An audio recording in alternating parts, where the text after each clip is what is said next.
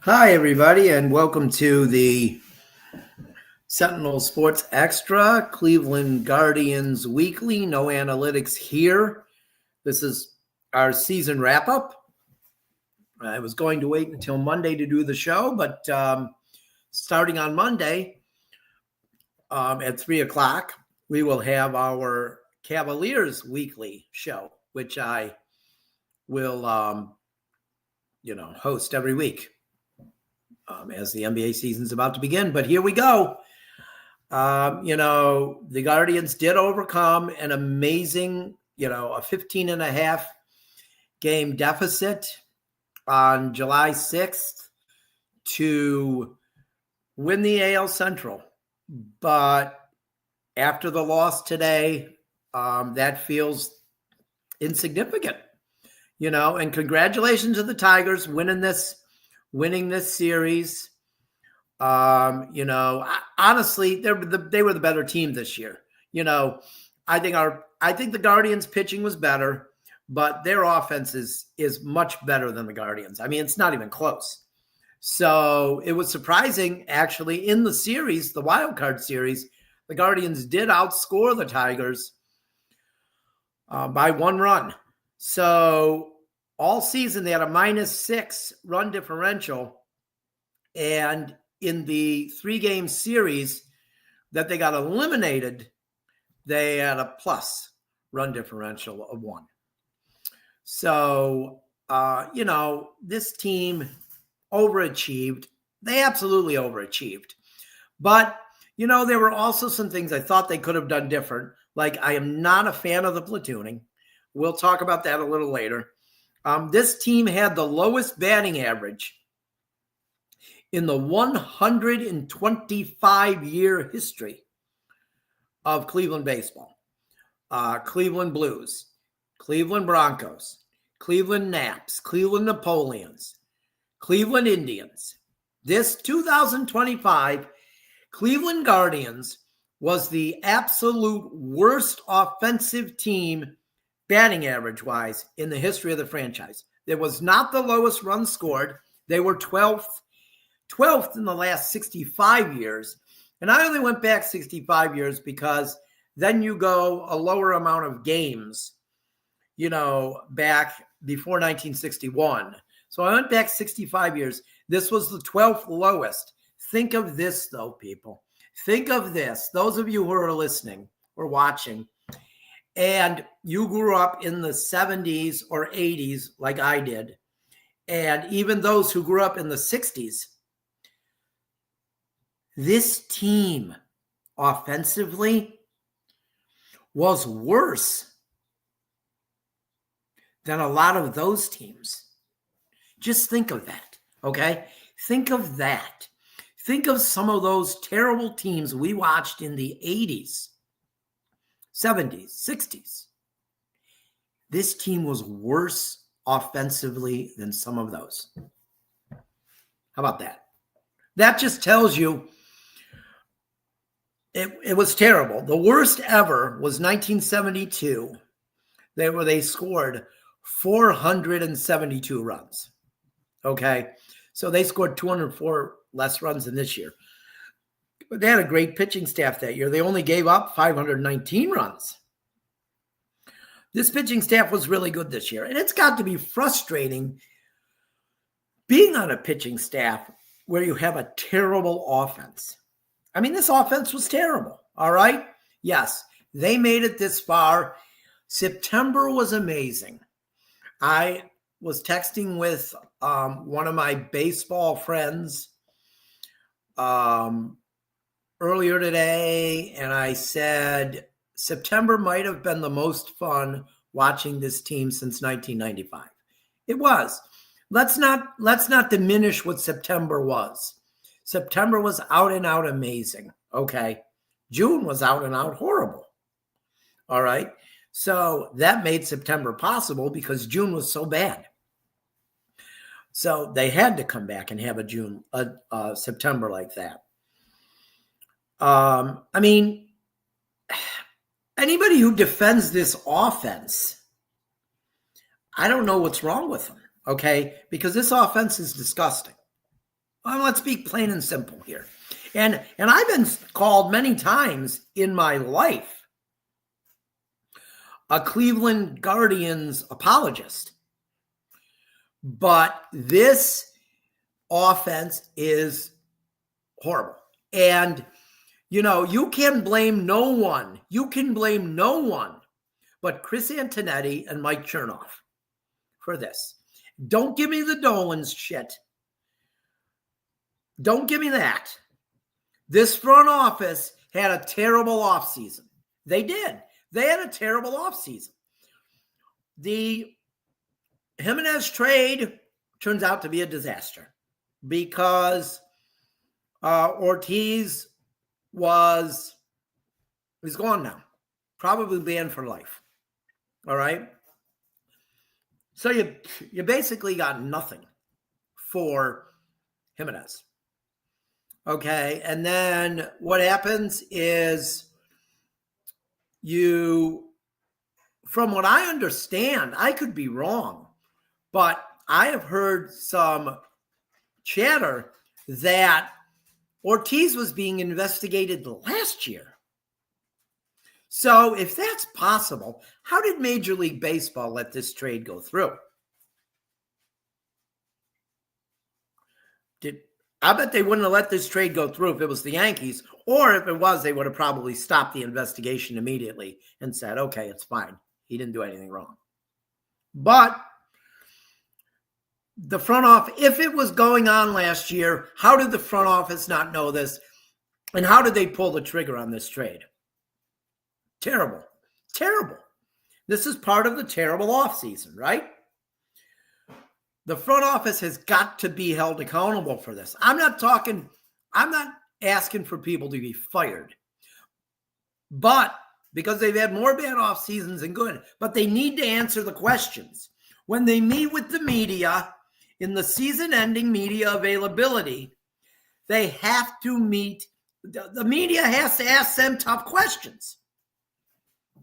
Do you think your offseason was a contributor to how the team took a step back this year? Yeah, they won the division, but they won less games.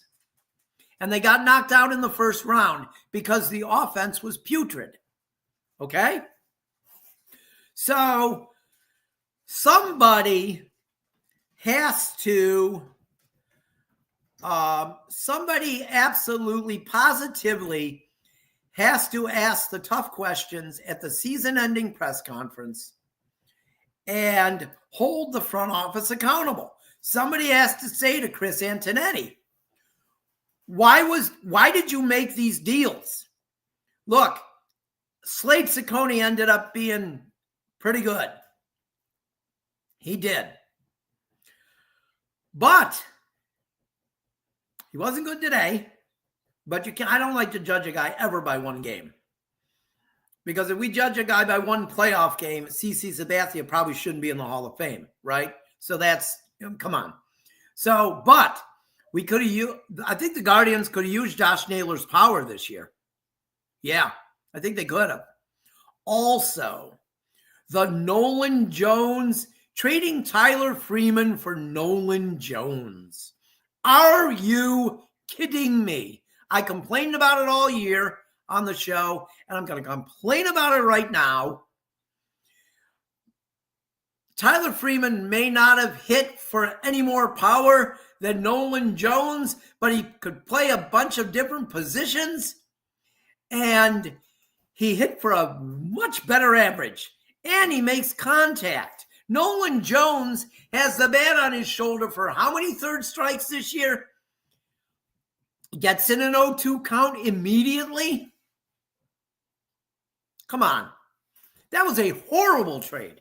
The day that happened, I was just disgusted when it happened because I knew it wasn't going to work out, and it didn't. It did not work out. I mean, it was a terrible offseason. Austin Hedges was the only, think about this, Austin Hedges was their biggest free agent they re-signed, but he was already on the team, so I don't even consider that a free agent Carlos Santana didn't work out. I knew when they announced that day too, and I love Carlos Santana. I do. He's a Guardians Hall of Famer. He will be in Heritage Park. But he's done. He's done. And take at bats away from Kyle Manzardo, who's not a good first baseman.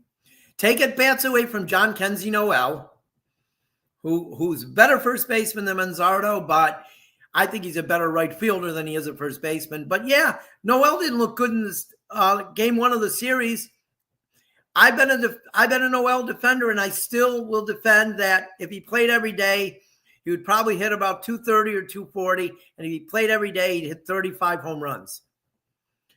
But he doesn't get to play every day because the platooning system that this current staff, I don't know if the front office is telling them they want them to platoon. I don't know. If they made this roster up so they had to platoon, which I don't think they had to platoon even.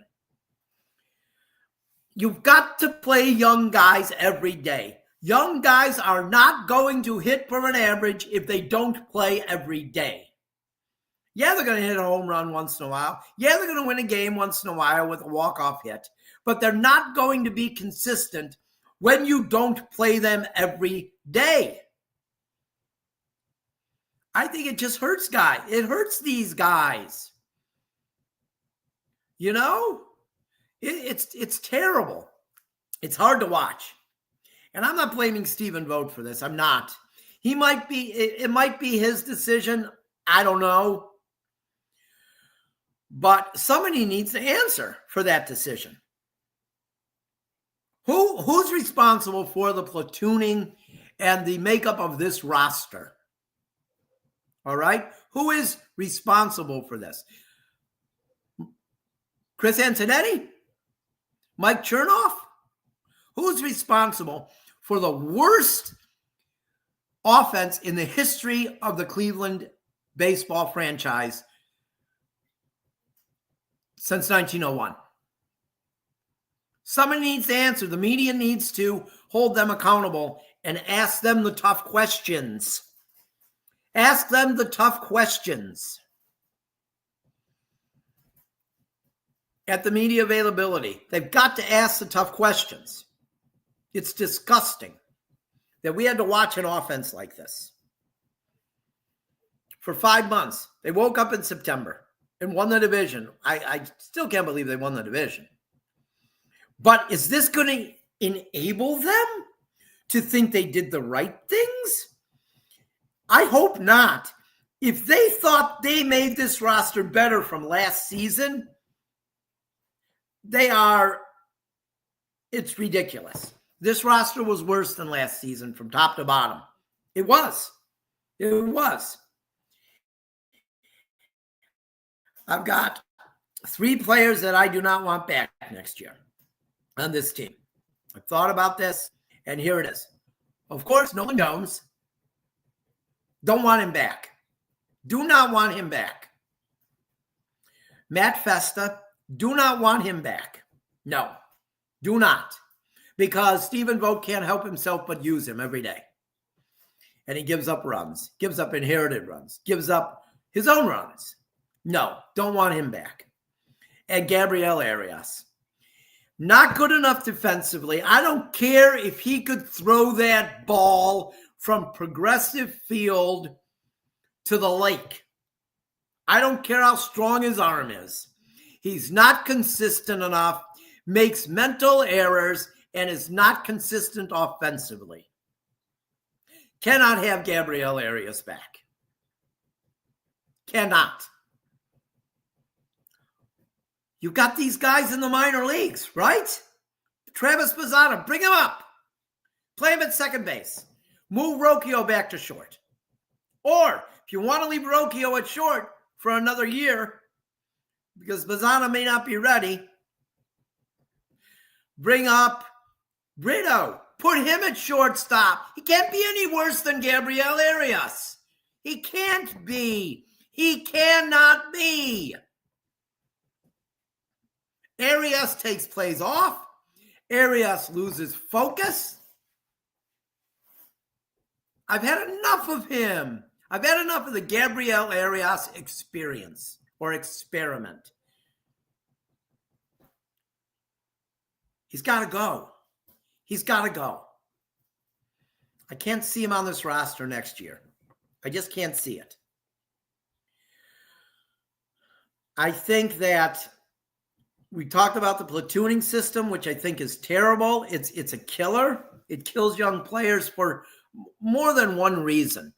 They can't develop quickly when they're platooned. Could you imagine if Mike Hargrove had platooned Manny Ramirez and Jim Thome like this? Yeah, Thome didn't hit against lefties, okay? And there's always more right-handers than lefties. So he didn't hit against lefties his rookie year. That was it.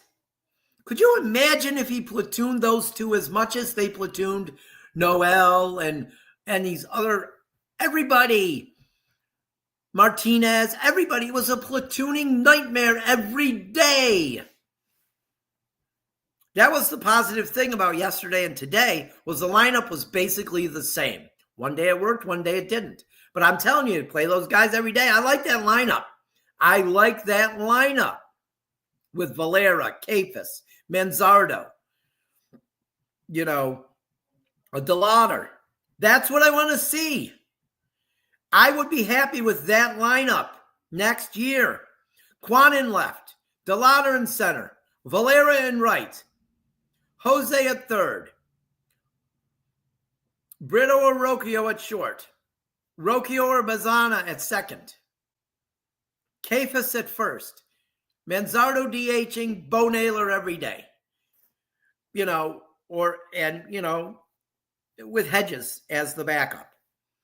But we can't continue with the constant platooning. It killed this team this season. It absolutely killed this team this season.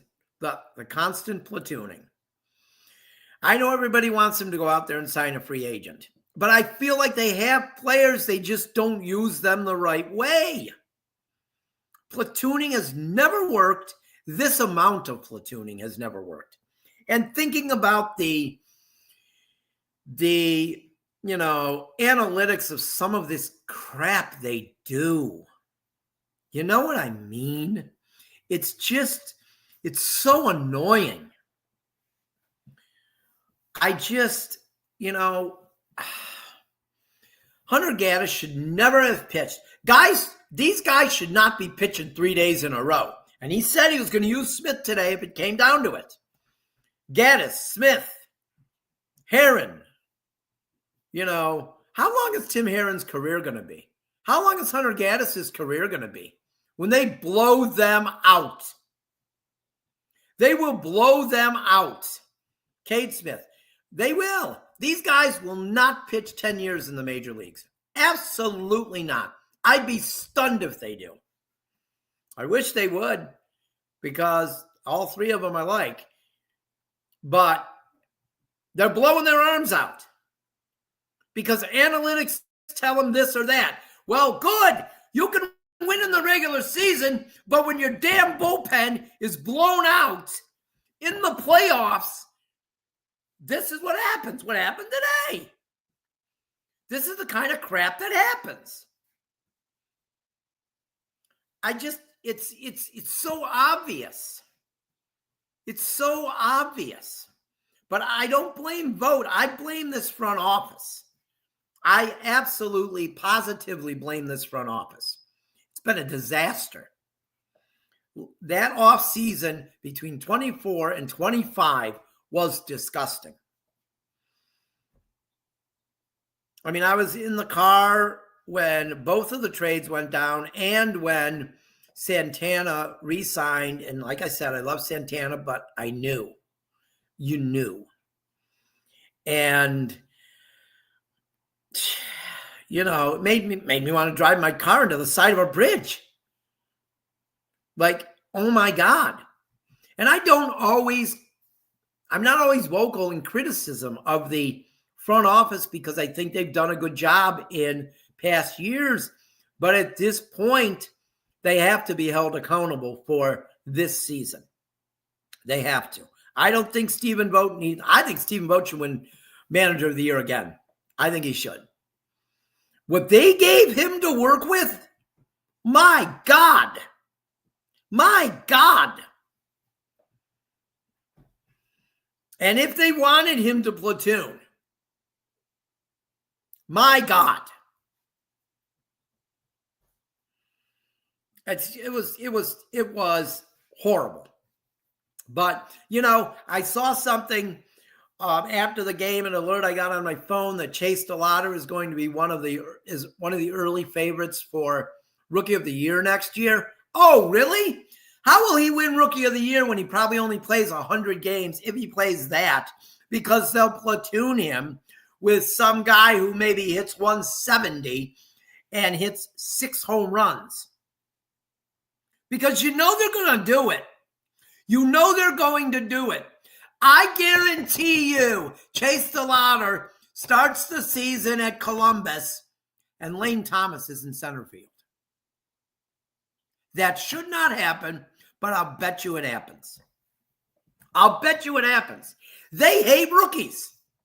They hate young players. Why are they developing? Why do they have one of the best farm systems, development systems in baseball? But then when it's time to use these players and bring them up, they shit the bed and don't do it. They don't handle them the right way. George Valera should play 150 games in right field next year. Chase DeLauder should play 150 games in center field next year. We would then have 2 power hitters, aside from Jose Ramirez and Kyle Manzardo. So there would be 4. But I guarantee you they won't do it unless they see the handwriting on the wall like the rest of us, which I doubt. I doubt. Look, they've got power hitters they don't have to pay a lot of money for. You can't blame the Dolans for this. They have them here. They just mishandle them. And that's not the Dolans' fault. That is the front office's fault. Absolutely the front office's fault. Chris Antonetti and Mike Chernoff. The reason we are having this show on October 2nd and not later in the month is because of Chris Antonetti and Mike Chernoff. 100%. 100%. And I never want to hear Emmanuel Classe's name again. Ever. Ever. I don't ever want to hear it again. Except to hear he's banned for life. So, you know, I also saw that Craig Albernays could be a front runner for the San Francisco Giants managing position, among other positions that are open. I think the Rangers already have somebody in house. So, but it sounds like the Giants are interested in him, and bye-bye, go. I don't care. I'd like to see him go. I hate seeing his face in the dugout. I'm sorry. I do. I don't like the guy. He's a rude person. He's not a nice guy. And I've had face-to-face interaction with him when he was coaching in the managing in the minor leagues, and he's not a nice person. He definitely suffers from the Napoleon syndrome. So I want him gone. Good. See you later, Craig. Go. Get out of here. We'll be fine without you. We were fine for 123 years before you got here, and we'll be fine after. So please go. Hopefully he takes another job. Like I said, I think Vogt should win Manager of the Year again. I worry that Carl Willis will retire. That worries me. He's a magician. And some people say, oh, Corey Kluber could take. No, Corey Kluber's not ready yet. Okay. He might be. I don't know, but I don't think he is. Although, a lot of the pitchers did mention that he talked with them, and I think he did help. But I don't want Carl Willis to go yet, so hopefully he doesn't retire. But if Vogt doesn't win Manager of the Year, I think that's a shame. I think he should. If he doesn't win, the only guy I think could win is Alex Cora from the Red Sox. The Red Sox were dead last year. They did sign players. They got, Garrett Crochet and, some of their young players had great seasons. Oh, I wonder why that was. Oh, because they played them every day. They played them every day. So if Vogt doesn't win it, I think Alex Cora should win it. And, I just think that this is not Vogt's fault. This roster construction was god awful. He did everything he could with it. The platooning is too much, and if he is responsible for that, then that is on him. But I still think, the things we thought he was crazy that he was saying the end of June when they were in the midst of the 10-game losing streak, he kind of made us look stupid because they turned out to be true. Like he never stopped believing in those guys. Talked about we come to work every day. We want to win every ball game. And, they won 88 of them with the worst batting average in the history of the team. So somebody's got to say he did a great job. And he did a great job. And I was his biggest critic in the middle of the season. But I think he should be Manager of the Year. So one last thing here. Is Major League Baseball is its own worst enemy as far as attracting and keeping an audience, keeping fans, and crapping on the Tigers and Guardians, giving them every game would have been at 108 if the Dodgers-Red series hadn't ended. That is bull crap. That is total bull crap. And I think that they need to understand that that there's other teams and these other teams matter. These small market teams matter. The NBA is starting to realize that. I don't know if any of you had seen the commercials for the NBA on NBC, and the players they show, all small market guys. All small market guys. Donovan Mitchell, Shai Gilgeous-Alexander. Two of the smaller markets in the NBA, but they have two superstars that the fans love. Two guys that are relatable to the fans, that the fans actually, they're not mean people. Major League Baseball doesn't want to promote small markets ever.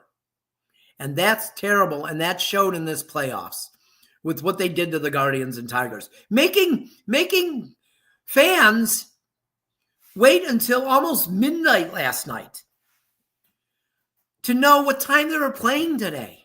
That is total garbage. That's absolute garbage. Cleveland's a working class city. People work. Kids go to school. It's crap.